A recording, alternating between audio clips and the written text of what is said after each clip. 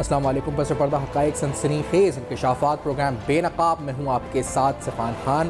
नाज़रीन, state bank of Pakistan की तरफ से मॉनेटरी पॉलिसी अनाउंस कर दी गई है। एक बार फिर रेट कट हुआ है। स्टेट बैंक ने अपनी मॉनेटरी पॉलिसी में अहम तरीन नुकात बयान किए जो पाकिस्तान की माशी खदोखाल को मज़ीद वाज़े तौर पर आवाम के सामने रखते हैं। इस मॉनेटरी पॉलिसी में बयान किया गया कि किस तरह जो कमेटी ने एसेस किया है कि जो मेजर्ड पॉलिसी रेट कट्स हैं, यानी तवातुर के साथ तकरीबन 5 बार से हम देख रहे हैं कि रेट कट्स अनाउंस किए जा रहे हैं। ये मेजर्ड पॉलिसी रेट कट्स हैं। स्टेट बैंक कहता है it is keeping the inflationary and external account pressures in check while supporting economic growth on a sustainable basis, यानी ये वो वाली तरक्की या शरह नमू को सपोर्ट करता है जो पायदार होगी, स्टेट बैंक ऑफ पाकिस्तान की तवक्को है।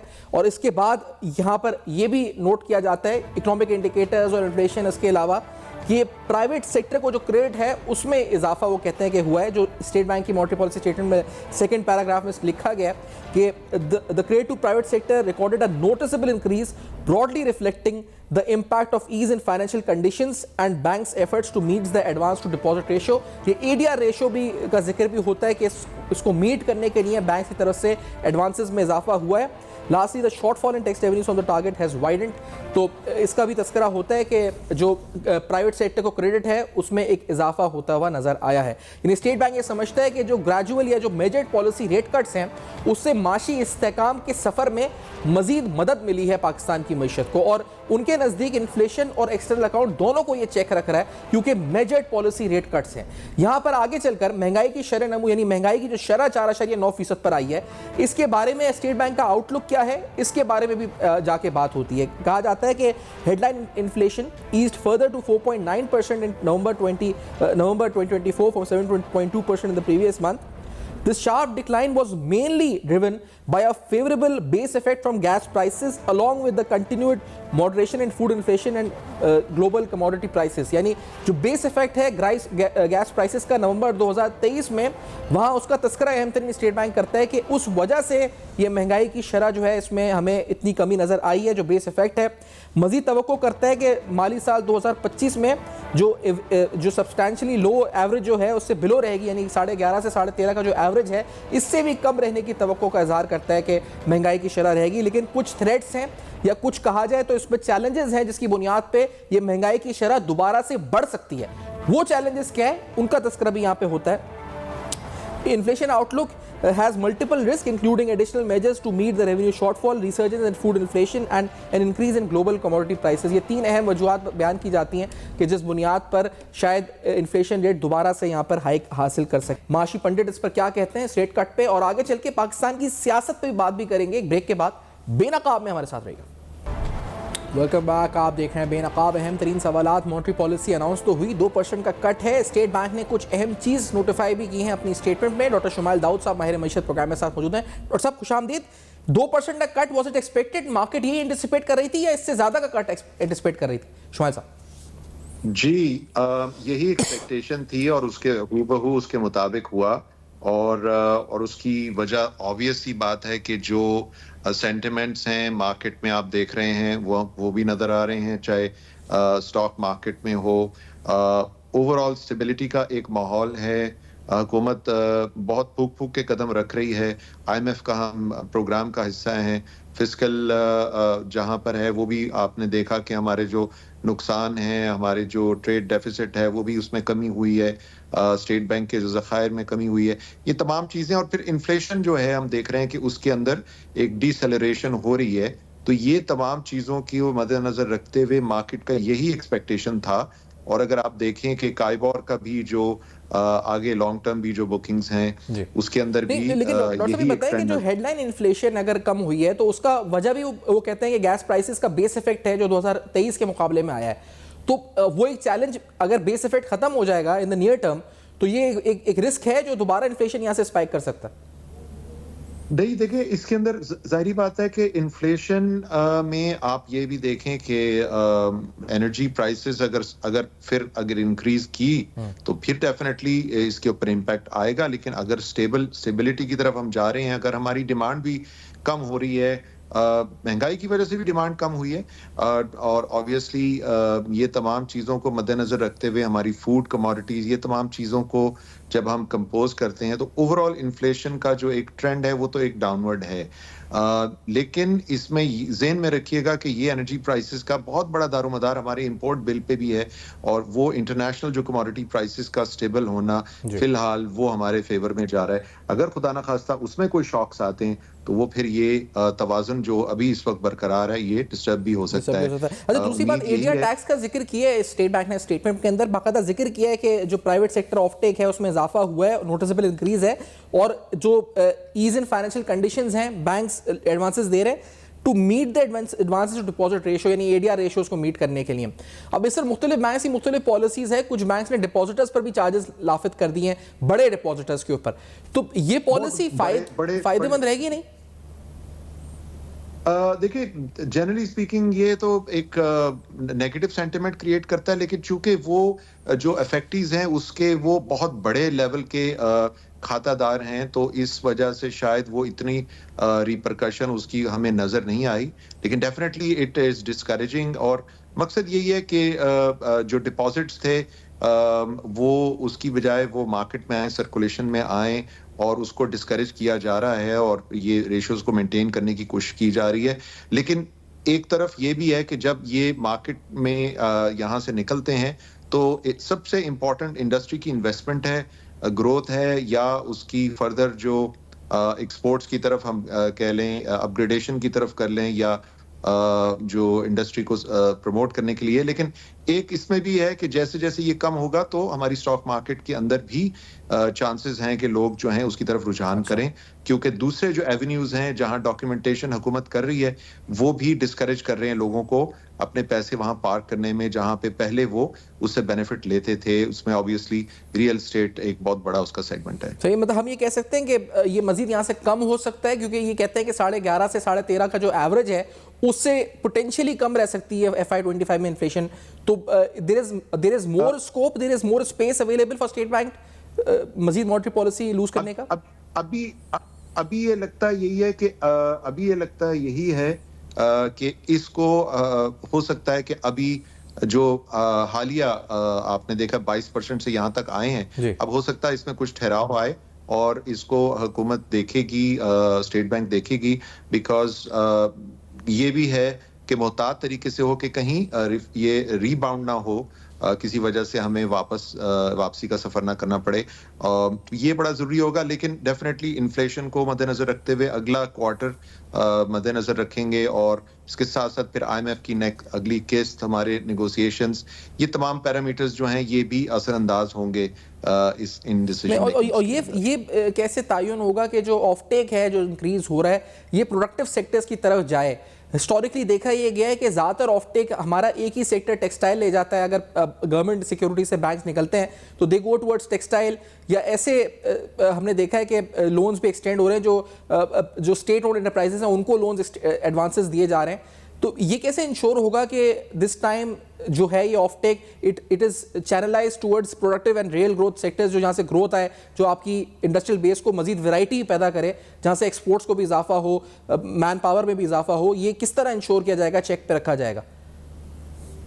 नहीं, ये तो इसका तो तयन मॉनेटरी पॉलिसी से तो नहीं हो सकता, वो तो डेफिनेटली जस्ट डाइवर्सिटी के लिए। लेकिन state bank should ensure this कि एसएमईज को भी लोन मिले, ये ऑफ टेक सिर्फ ये ना हो कि सिर्फ लार्ज एंटरप्राइजेस को जाए। जी, हमेशा स्टेट बैंक तो डेफिनेटली ये पुश भी करता है, लेकिन जो बैंक्स हैं वो हमेशा बड़े खातेदारों को, और जैसा आपने कहा कि टेक्सटाइल या बड़े सेगमेंट्स को देते हैं, और उसकी वजह डॉक्यूमेंट्री एविडेंस उतनी नहीं होती एसएमईज के पास, और वो उस वजह से उसका बेनिफिट नहीं उठा सकते। लेकिन definitely small to medium enterprises is the way to go, और एक्चुअली इकोनॉमी को अगर हमने सही मानों में आगे मूव ही करना है तो यही सबसे इंपॉर्टेंट सेगमेंट होगा, क्योंकि डाइवर्सिटी तभी आएगी ताकि जो नए सेगमेंट्स हैं वो इसमें तो आपको नजर आ रहा है ऐसा होगा, लेकिन शायद ऐसा हो रहा है क्योंकि मैंने देखा है बहुत से बैंक्स ऑटो लोन्स एक्सटेंड कर रहे हैं, नेगेटिव काइबोर पे भी दे रहे हैं, लोन्स एक्सटेंड किए जा रहे हैं, तो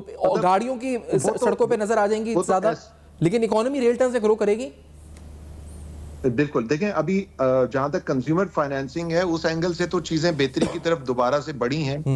डेफिनेटली आपने देखा कि जो बिल्कुल नेगेटिव थे सारे सेक्टर्स, ऑटो सेक्टर्स के, उनमें कुछ ना कुछ बेहतरी की तरफ अभी बढ़ना शुरू हुआ है। लेकिन अगले क्वार्टर में जिस तरह अब ये आया, इसके बाद क्या सिचुएशन होती है, वो डेफिनेटली इसको पुश करेगी और ऑटोमेटिकली लेकिन जो आप जो बात कर रहे हैं, हम बात कर रहे हैं, वो मैन्युफैक्चरिंग के अलावा हम बात कर रहे हैं स्मॉल मीडियम एंटरप्राइज की, जो कि इससे बाहर हैं। ठीक है शुमाइल साहब, बहुत शुक्रिया आपने वक्त दिया, प्रोग्राम में ज्वाइन किया और अपना मौक़िफ़ इस बारे में monetary policy statement state Bank की तरफ से आई, इस स्टेटमेंट में क्या लिखा गया और आगे के बारे में क्या प्रेडिक्शन या आउटलुक हैं, इस पर गुफ्तगू हुई। पाकिस्तान की अंदरूनी सियासत, तहरीक इंसाफ की सिविल नाफरमानी कॉल का आखिर क्या हुआ, ये सवाल उठाएंगे ब्रेक के बाद। बेनकाब में हमारे साथ है। वेलकम बैक, आप देख रहे हैं बेनकाब अहम तरीन सवाल। पाकिस्तान तहरीक इंसाफ सिविल नाफरमानी की तहरीक का आखिर क्या हुआ, अनाउंस हुई, उसके बाद वापस ले ली गई। शौकत यूसुफ़ज़ई साहब पाकिस्तान तहरीक इंसाफ के तर्जुमानी करते हुए बयान देते हैं कि क्योंकि मुज़ाकरात शुरू हो गए इस वजह से सिविल नाफरमानी की तहरीक जो है वो रोक दी। लेकिन बहुत से अहम सवाल आते हैं, ये अनाउंस क्यों हुई थी, उस वक्त भी बड़े पार्टी इख्तिलाफात का जिक्र हुआ था। शौकत यूसुफ़ज़ई साहब ने जो बयान दिया, पहले आपको ज़रा सुनाते हैं कि उन्होंने क्या अहम तरीन बात करी कि क्यों सिविल नाफरमानी की तहरीक शुरू नहीं हुई। Let's hear this first. Shaukat Yousafzai. Pakistan Tehreek Insaf ने आज से सिविल नाफरमानी की तारीख का आगाज़ करना था, लेकिन इस दौरान मुज़ाकराती कमेटी बन गई। चूँकि इस पे कमेटी बन गई, आज अगर तहरीक शुरू नहीं हुई तो उसकी मेन वजह ये थी कि चूँकि मुज़ाकराती कमेटी बनी थी और हमारी ख्वाहिश थी कि मुज़ाकरात जो है हुकूमत के साथ शुरू हो जाएं, और लेकिन नहीं हुए, तो इसके बाद अब आइंदे का लाएमल का ऐलान होगा। और हुकूमत की तरफ से मौक़िफ़ अपनाया गया कि पाकिस्तान तहरीक इंसाफ हमेशा ऐसा करती है, पीछे हट जाती है। अता तारड़ साहब ने अपना बयान जो जारी किया इस हवाले से, वो भी आपको सुनाते हैं कि उनकी जानिब से क्या कहा गया। Let's hear this. पुरअमन कॉल तो आपने कभी भी नहीं दी।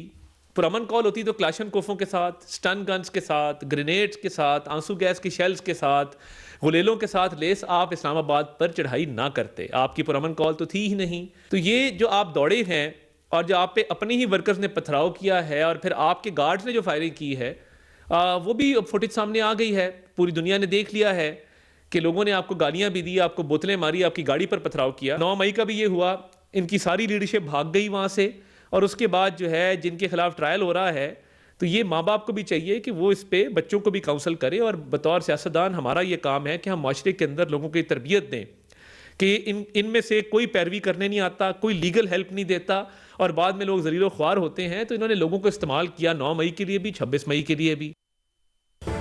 इस पूरी सूरत हाल में जो शौकत साहब ने कहा कि था सिविल नाफरमानी का प्लान, तहरीक थी, लेकिन क्योंकि मुज़ाकरात अनाउंस हो गए इस वजह से उस तहरीक पे आगे नहीं बढ़ रहे। लेकिन ये तहरीक इस पर पहले ही बड़े शुकूक व शुबात थे, क्योंकि पहले भी इससे पहले 2014 में अनाउंस हुई, नाकाम हुई बुरी तरह से, और अब तो ना तहरीक इंसाफ के पास वो मुनज़्ज़म जमात थी, ना तंजीम थी, ना सेटअप था, ना कोई पीछे से हाथ था जिस बुनियाद पर हम ये कह सकते हैं कि तहरीक कामयाब होती। ज़ियाउल्लाह आफरीदी साहब, सरदार औरंगज़ेब साहब, दोनों अहम रहनुमा नून लीग के सरदार औरंगज़ेब और ज़ियाउल्लाह आफरीदी पीपल्स पार्टी के सीनियर रहनुमा प्रोग्राम में साथ मौजूद है। आफरीदी साहब, ये सिविल नाफरमानी अनाउंस हुई, पीछे हट गए, मुज़ाकरात अनाउंस हुए, फिर मुज़ाकरात अब चल रहे हैं, नहीं चल रहे, अजीब शशोपंज है, क्यों नहीं हुई सिविल नाफरमानी की तहरीक? यही वजह है या इनको नजर आ रही थी अपनी नाकामी? देखिए जी, सबसे पहले तो मैं ये शौकत की उस पे ये बताना चाहता हूँ कि शौकत से पूछे कि आप जब से ये सेकंड फेज, मतलब है कि ये सीएम केपी की हुकूमत बनने के बाद जितनी भी धरने या जुलूस हुए, शौकत तो खुद गैर हाजिर हैं, तो वो किस बुनियाद पे ये कह रहे हैं कि ये मतलब है कि सिविल नाफरमानी की पोस्टपोन्ड होगी। मैं तो ये समझ रहा हूँ कि ये अब एक दूसरे से आगे एस्टेब्लिशमेंट की जूते चाटने के लिए बयानात दे रहे हैं। पहले वो कह रहे हैं कि हम मुज़ाकरात, अब ये नंबर बनाने के लिए और एस्टेब्लिशमेंट से दरख्वास्त करने के लिए, उसको जूते चाटने के लिए हर कोई आता है कि भाई सिविल नाफरमानी की तहरीक हम नहीं करेंगे, हम मुज़ाकरात करेंगे। तो ये बेसिकली इसको पता लग गया कि अब नौजवान इसके धोखे में नहीं आएंगे। जिस तरह अतार साहब ने बताया कि अपने नौजवान इस पे पथराव करते हैं, इन पे एतमाद ख़त्म हो चुका है नौजवानों का, और यकीन करे कि अगर ये कुछ भी करे ना, आइंदा इसके साथ कोई भी नहीं निकलेगा। ये अब बिल्कुल अब डेड हो चुके हैं और आपस में भी लड़ रहे हैं। तो ये अब जूतने चाटने के लिए एक दूसरे से आगे बढ़ रहे हैं। कोई एस्टेब्लिशमेंट की किस तरह उसको राजी करे, किस तरीके, इनको इमरान खान की फिक्र नहीं है, इनको अपनी फिक्र है कि हम किस तरीके से अपने नंबर बढ़ाएं एस्टेब्लिशमेंट के सामने। मुज़ाकरात किससे कर रहे हैं, किसी को पता नहीं है। ये सिर्फ एस्टेब्लिशमेंट को खुश करने के लिए ड्रामे रचा रहे। तो और सदा साहब आपको भी खुशामदीद प्रोग्राम है। ये बताएं कि नाफरमानी की तहरीक का क्या बना? पीटीआई ने अनाउंस किया, पीछे हट गई, फिर मुज़ाकरात का बोला जी मुज़ाकरात हो रहे हैं, क्यों नहीं मनतकी जहां तक मामला पहुंचा औरंगज़ेब साहब? जी बिस्मिल्लाहिर्रहमानिर्रहीम। मैं सबसे पहले तो आपका बहुत शुक्रिया अदा करता हूँ कि आपने मुझे अपने चैनल पे बात करने का मौका दिया। देखिए जी, ये वो लोग हैं कि पहले जब ये इनसे मुज़ाकरात की बात होती थी तो ये कहते थे कि नवाज शरीफ तो करप्ट है, चोर है, जरदारी साहब चोर है, हम उसके साथ हाथ नहीं मिलाते हैं, हम उसके साथ मुज़ाकरात नहीं करते हैं। तो अब इनको शर्म आना चाहिए। ये किस बात के मुज़ाकरात इनके साथ होने चाहिए? ये तो पाकिस्तान के दुश्मन है, पाकिस्तान की तरक्की के दुश्मन है, उसकी मैशत के दुश्मन है। आप ये पांव पड़ रहे हैं एस्टेब्लिशमेंट को खुश करने के लिए।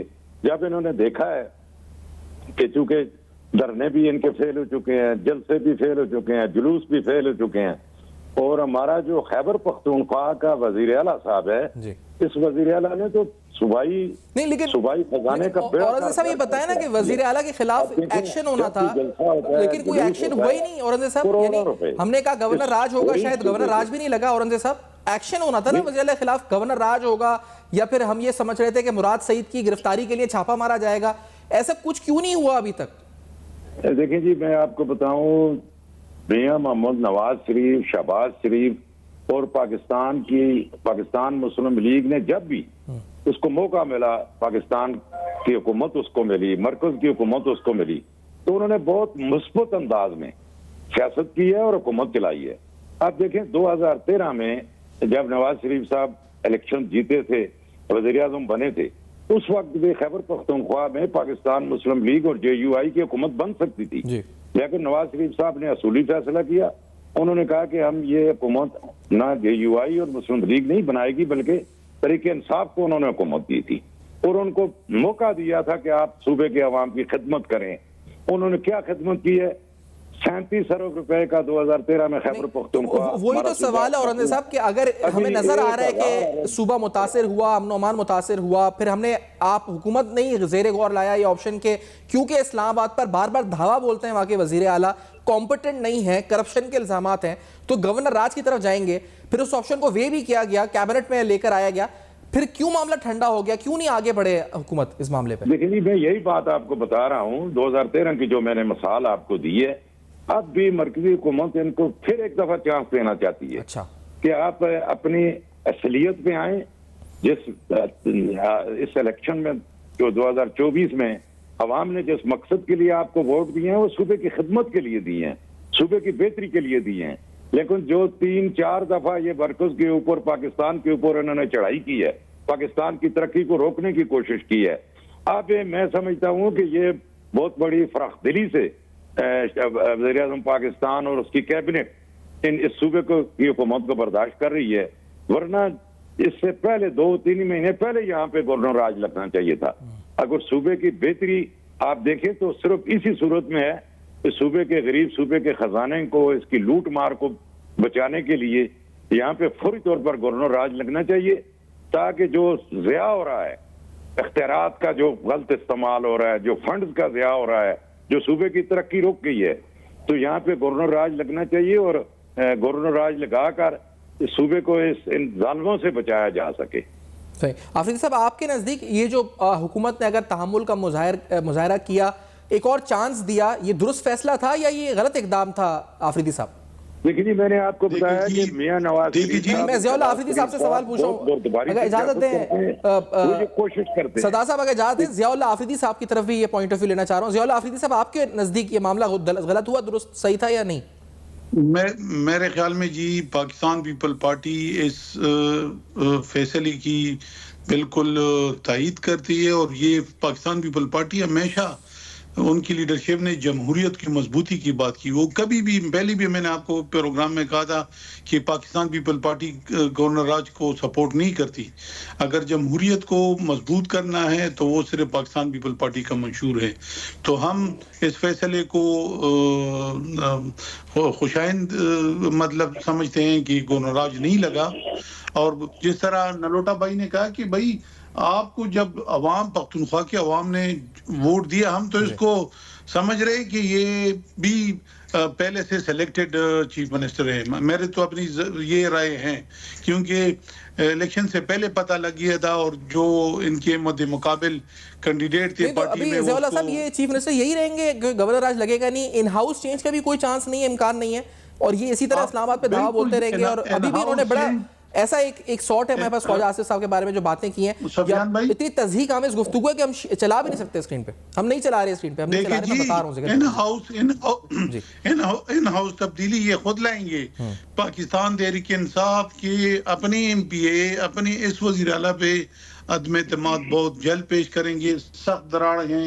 परसों भी पार्लिमानी मीटिंग में बुशरा पीरनी जो बेटी थी उनके सामने शदीद एहतजाज हुआ और एक मशीर को निकाला गया, एक अहम मशीर को निकाला गया, और एमपी पार्लिमानी पार्टी के इजलास में बुशरा बीबी के सामने सब एमपीए ने बहुत प्रोटेस्ट किया और सख्त बातें की। तो मुझे लग रहा है कि ये अपनी अंदरूनी पीटीआई के अपने लोग तहरीक अदम एतमाद पेश करेंगे।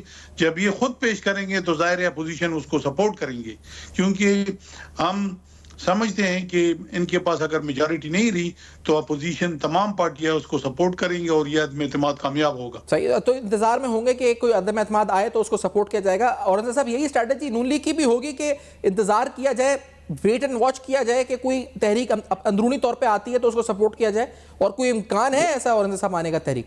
जी, मैं ज़ियाउल्लाह अफरीदी साहब की बात से बिल्कुल एग्री हूँ। जो ये फरमा रहे हैं कि दोनों हमारी बड़ी सियासी जमातें, पाकिस्तान पीपल पार्टी और पाकिस्तान मुस्लिम लीग नून की इस वक्त कोलिशन गवर्नमेंट है मरकज में, और जब तक ये कोलिशन गवर्नमेंट किसी एक नुक्ते के ऊपर इकट्ठे नहीं होते हैं तब तक कोई फैसला नहीं होगा। ये जो ज़ियाउल्लाह अफरीदी साहब ने बात की है कि अगर इन हाउस तब्दीली, बिल्कुल इसके मैं समझता हूँ कि 90% चांसेस हैं। जो इनके अंदर दरारें पड़ी हुई हैं और जो नाइंसाफियां इनके अपने एमपीएस के साथ, और फिर आप देखें जो कैबिनेट नहीं तो दूसरा स्ट्रॉन्गेस्ट ग्रुप कौन सा है सरदार साहब? जी, अगर 90% इम्कान है तो दूसरा ग्रुप कौन है? कौन है? सलीम स्वाति साहब हैं, कौन है जो आगे से हेड कर सकते हैं उस ग्रुप को? बहुत बड़ा ग्रुप है। अच्छा, बहुत बड़ा ग्रुप है। अभी तक उन्होंने अपना वो नहीं बंदा आगे नहीं लाया है, और मैं समझता हूँ कि ये जिस वक्त भी वो कोई फैसला अनाउंस करेंगे तो इंशाल्लाह अपोजिशन भी भरपूर उनका साथ देगी, क्योंकि अपोजिशन बहुत मुस्बत खैबर पख्तूनख्वा के अंदर अपना किरदार अदा कर रही है। वो ये चाहते हैं कि ये गरीब सूबा है, दहशत गर्दी से तबाह सूबा है, तो इसके अंदर कोई ऐसा मुस्बत हुकूमत आए जो सूबे के मसाइल को हल करे, जो लोगों की मुश्किलात को हल करे, जो सूबे को तरक्की की राह पे लेकर जाए। लेकिन इनके तो वहम गुमान भी इस वज़ीर आला साहब का जो अव्वल फरीजा है जी, उसके ऊपर तो ये एक सेकंड भी तवज्जो नहीं रखता है। तो वो ये चाहता है कि बस लड़ाइयाँ, झगड़े, जलसे, जुलूस और इन सारी चीजों से नजरें हटाने के लिए तमाम तवानाइयाँ इसके ऊपर खर्च कर रहा है। तो इसकी अपनी पार्टी जो है, इसकी पार्लिमानी पार्टी, जैसा ज़ियाउल्लाह अफरीदी साहब ने बताया है, इनके अंदर बहुत बड़ी दरारें हैं, और हम ये देख रहे हैं कि इंशाल्लाह बहुत जल्द इनके अंदर से कोई तब्दीली आएगी। और अगर ये इस तरह हो जाता है तो ठीक है, अगर नहीं होता तो मैं समझता हूँ कि मजीद हमारी जो बड़ी सियासी जमातें हैं इनको मिल बैठकर कोई ना कोई हाल जरूर निकालेंगे। तो मिल बैठे थे ना सरदार साहब, मिल बैठे थे, लेकिन एक और चांस दे दिया। अब कितनी और जानें जाया होंगी, कितने और धावे होंगे इस्लामाबाद पे, तब जाके आप समझते हैं कि हुकूमत ये फैसला कर पाएगी कि नहीं अब this is the last time, this is the final call, अब हमें गवर्नर राज की तरफ जाना है? कितना और तहम्मुल का और बर्दाश्त का मुजाहरा किया जाएगा सरदार साहब? देखिए जी, मैं बसीयत मुस्लिम लीग नून के कारकन के मैं ज़ियाउल्लाह अफरीदी साहब से भी गुजारिश करता हूँ कि हम अब अपनी क़यादत से ये पुरजोर अपील करते हैं कि जितना इन 9-10 महीनों में हमारा सूबा तबाह और बर्बाद हुआ है, खुदारा मजीद इनको ना मौका दिया जाए और जल्द अज जल्द फैसला किया जाए, ताकि जो इसके वसाइल इससे पहले तबाह हो चुके हैं हमारे सूबे के, है ही नहीं है जी, जो है वो तबाह हो चुके हैं, मजीद इनको मौका नहीं मिलना चाहिए और जल्द अज जल्द इसके ऊपर फैसला करना चाहिए।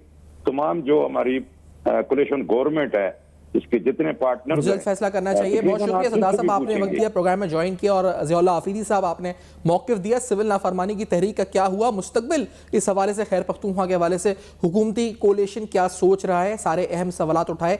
फीडबैक आप दे सकते हैं फेसबुक, ईमेल और एक्स पर। देखते रहिएगा, अब तक अपना बहुत ख्याल रखिएगा। अभी सब्सक्राइब करें ताकि कोई खबर रह न जाए।